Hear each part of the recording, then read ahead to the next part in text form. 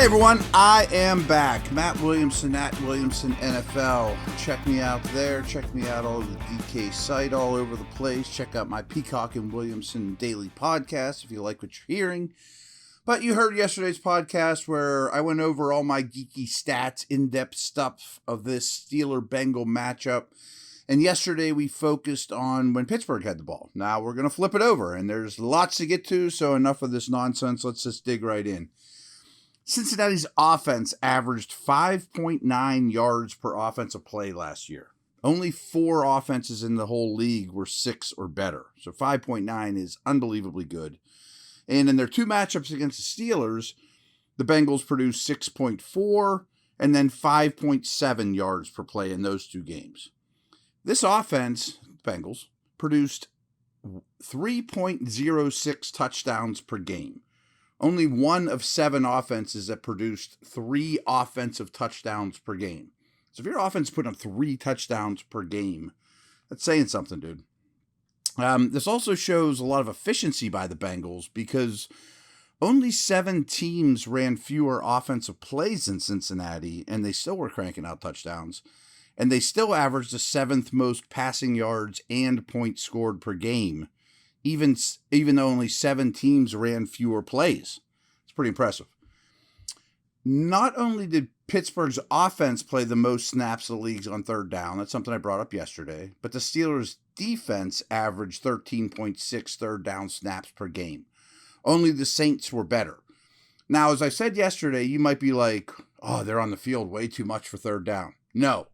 Times have changed. You want to make your opponent snap the ball on third down.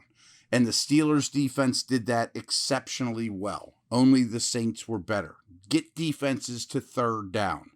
That might surprise you considering how bad the Steelers' run defense is, which we'll get to. But that's getting there nonetheless. So 11 personnel, we talked about this yesterday too, because the Steelers were the 3rd highest. While the Bengals and Rams are the only ones that are above that. That's 1 back, 1 tight end, 3 receivers. They were the only ones, they were at the top of the league in 11 personnel per snap. When they were in 11 personnel, the Bengals averaged 6.5 yards per play, which is over half a yard better than their average for the season. So they were good at it. The Bengals only had 2 running backs, or a running back and a fullback, on the field for a total of 10 snaps last year. I mean, that includes 4th and 1 on the goal, different situations. So they do what they do.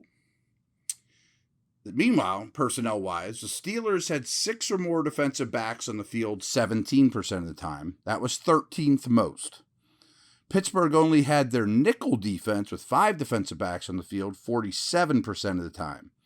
Only 2 defenses played nickel at a lower rate than the Steelers. Now, I expect that to change dramatically with Alualu coming off the field, or Bush, and a defensive back, but it should be KZ coming on. So the beginning of the season might be not as heavy a nickel as they originally, expected or wanted. So how about this? Between week 1 and week 15, the Bengals threw the ball 50% of the time on early downs. But after week 15, including the postseason, Cincinnati threw the ball 62% of the time on early downs during those final 6 games. So for reference, the Bucs threw the ball 63% of their time on early downs during the regular season playoffs. That was the most in the league. So they went from a very low percentage. And remember, this time last year, Burrow was coming off a major injury. So, they really took it easy on him and then put more and more on his plate. And during this last 6 games, they chucked it at pretty much more than anyone in the league, except for the Bucs. Here's a good illustration of that. So Burrow averaged just under 38 pass attempts and just under 350 yards per game during those final 6 games. But before those final 6 games, Burrow was throwing the ball just 31 times per game for 260 yards on average. 981 of his passing yards and 8 of Burrow's 34 touchdowns came on his final 2 regular season games. The guy got hot and got healthy. When looking back at all the numbers from the 2021 season, The Bengals faced the easiest slate of pass defenses in the entire league. They didn't face one pass defense that finished in the top 10. That's almost hard to believe. 17 games, they didn't face one top 10 pass defense. But they did face 7 that finished in the bottom 10. So it's going to be harder on Cincinnati than it was. You can't help these things. For the season, Cincinnati ran the ball on only 1/3 of their first half snaps. Just 3 teams threw at a higher percentage in the first half of games. So while they did take it easy on Burrow, they still threw early and often. Burrow finished the regular season completing just over 70% of his passes. That was best in the league. Not only did Burrow have the best completion percentage, but he also had the highest yards per completion. His average completion was good for 8.9 yards. Jimmy Garoppolo was second, 8.6, and both those guys were great with after the catch stuff. Matthew Stafford was the only other quarterback over 8 yards per completion. So not only is he completing the ball at an extremely high level, every completion's gaining more yardage than anyone else in the league too. That's insane. Burrow attempted 80 passes that traveled 20 or more yards downfield. He completed 37 of them for just over 1,100 yards, 14 touchdowns, and 6 interceptions with a 97 passer rating on such deep attempts. Burrow's 108 overall passer rating was the second best in the NFL last year. So even though he started slow and had the knee, he was a madman. And he's just a phenomenal player is basically what I'm getting at here. How about Jamar Chase? After the Week 15 game against Denver and then throughout the playoffs, Chase averaged 7.2 catches per game for 126.5 receiving yards and 1 touchdown per game, 9.5 targets per game. He was the Offensive Rookie of the Year, finished his rookie season with the 4th most receiving yards in league and the most ever by any rookie in NFL history. So only 3 people finished the season with more receiving yards than him. Remember this time we were talking about, this time last year, can he catch an NFL ball? It's got the white stripe. I mean, come on. The Bengals had 2 pass catchers eclipse 100 yards last year. Chase, T. Higgins, of course. Baltimore, the Chargers, Bucks, and Chiefs were the only teams that pulled that off. You guys have probably caught I am a big yards per route run guy. Higgins is at 2.26. Tyler Boyd is at 1.58. Chase is at 2.51. And his average depth of target was 13.6. Boyd's was only 8 yards downfield. Higgins was a little over 12 yards downfield. Of all the receivers in the league that had at least 75 targets, Chase's yards per route run was 5th best in the league. And I mean, which is just remarkable for a rookie receiver. Chase also averaged 18 yards per catch. Deebo Samuel was the only pass catcher in the league with at least 25 catches that was better than Chase in yards per catch. Higgins is only one of 15 wide receivers of all time to start his career with at least 900 receiving yards and 6 touchdowns in each of his first 2 seasons. Pretty crazy. A lot of this stuff came after the catch, though, and that's by design. I'm not criticizing them at all. The Bengals averaged 5.8 yards after the catch. And that led the NFL on passes thrown beyond the line of scrimmage. So the bubble screens behind the line of scrimmage didn't count in this number I pulled up. But the Niners were the only team better. The only other team over 5 yards after the catch created on passes thrown past the line of scrimmage. Awesome.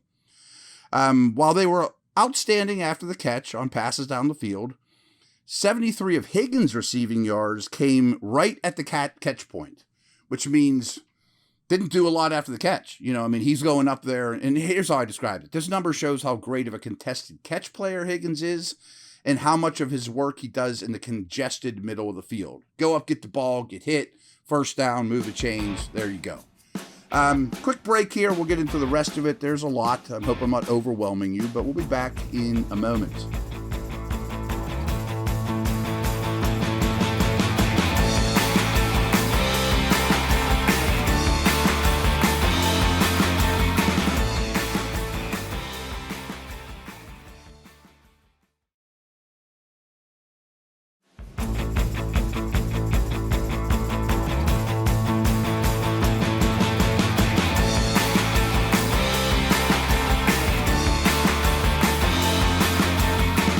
So any of you know that play fantasy football probably realize the Bengals tight ends are not a major part of the receiving share.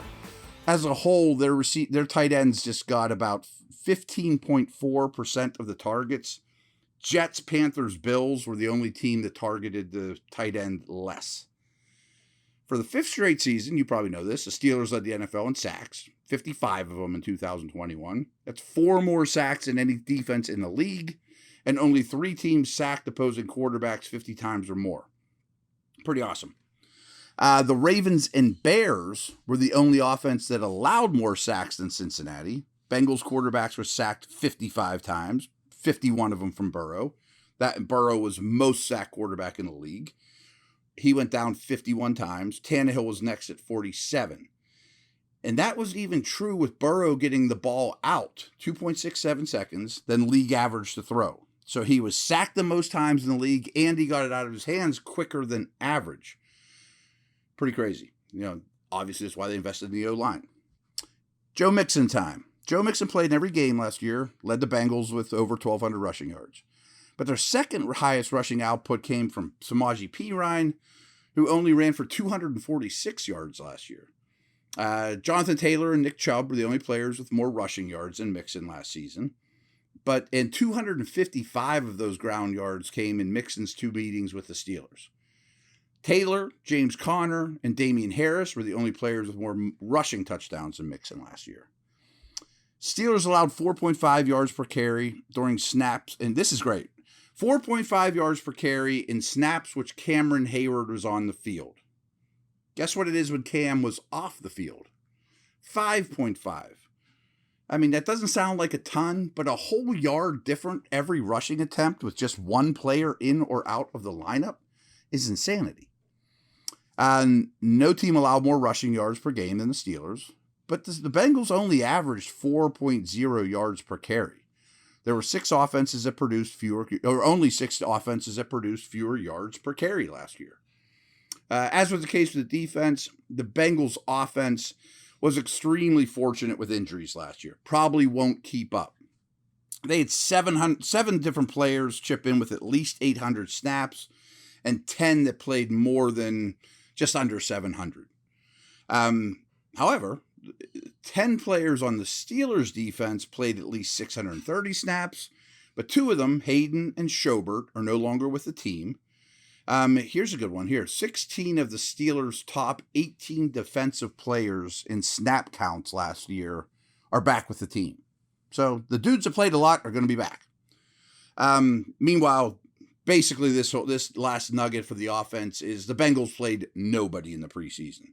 Basically any name you know on the Bengals offense, their first snap this year will be against the Steelers, which might work to Pittsburgh's favor. And the Bills kind of had a similar strategy last year, and it bit them. We're going to wrap this thing up, but I'm going to throw just a couple special teams nuggets in at the end, a little bonus prize. Everyone knows Evan Mcpherson was a phenomenal player for them last year as a rookie. He went 9 for 11 on 50-yarders or longer. That's a rookie record.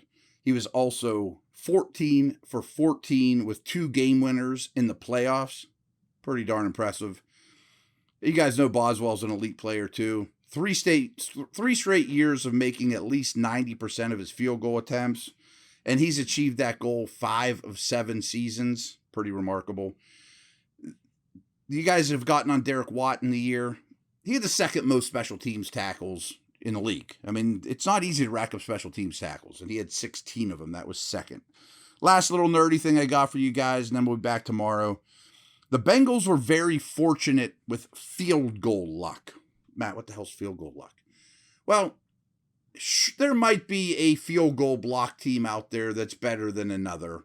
But for the most part, when the opponent kicks the football, it's all luck whether it goes through the uprights or not. There's not much as a defense on a kick play, a field goal attempt, that you can do. So I very much believe in field goal luck. You hope your opponent misses it more than most teams.